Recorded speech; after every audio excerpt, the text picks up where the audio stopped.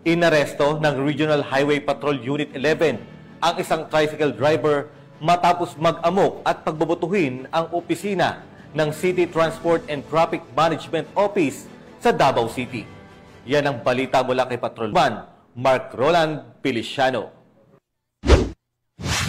Hindi na nakapalagpa ang isang lalaki ng mahuli ng mga operatiba ng Regional Highway Patrol Unit 11 sa Dekatakunan, Tugbok, District Davao City nitong ika-8 ng Hulyo ng taong kasalukuyan. Kinilala ang suspect na si alias William, 46 na taong gulang, isang tricycle driver at nakatira sa lugar kung saan ito nahuli.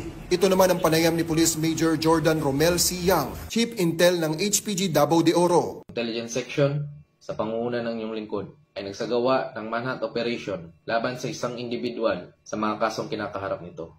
Nung siya ay nag-amok at pinagbabato ang opisina ng City Transport and Traffic Management Office o CTTMO sa kadahilanan na inimpound ang kanyang ginagamit ng motorsiklo. Ang ilalaman ng mga kasong ito ay malicious mischief, alarms and scandal, illegal possession of bladed, pointed, and blunt weapon, illegal possession of deadly weapon, docketed under criminal case number 23-05125, 23-05126-CR, and 23-05127-CR na niligdaan ni Honorable Shane Ann Ramos Basco, Presiding Judge, MTCC 11th Judicial Region, Branch 2 ng Davao City noong June 20, 2025 na may kaukulang piyansa na 3,000 para sa malicious mischief, 3,000 para sa alarms and scandal, at 6,000 para sa illegal possession of bladed, pointed, or blunt weapon para sa kanyang temporaryong kalayaan.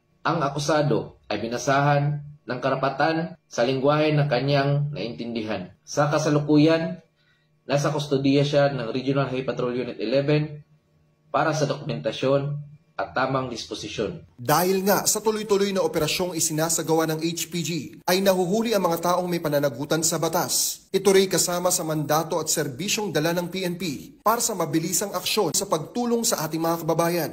Asahan niyo po na patuloy kaming magbibigay ng agarang serbisyo at re-responde upang hulihin ang sinuman na gumagawa ng krimen at upang mapanatili ang kapayapaan at kaligtasan ng ating mga kababayan. Kami ang Guardian of the Highways, ang kakampi nyo sa kalsada na patuloy na magbibigay ng serbisyong HPG dahil dito sa ating bagong Pilipinas. Ang gusto ng pulis, ligtas ka. At sa iba pang balitang serbisyong HPG, tumutok lamang sa aming YouTube channel at Facebook page na Police News Network. Mula sa tanggapan ng kakampi nyo sa kalsada, ako po si Patrolman Mark Roland Feliciano para sa Police News Network, alagad ng batas, tagataguyod ng balitang pulis.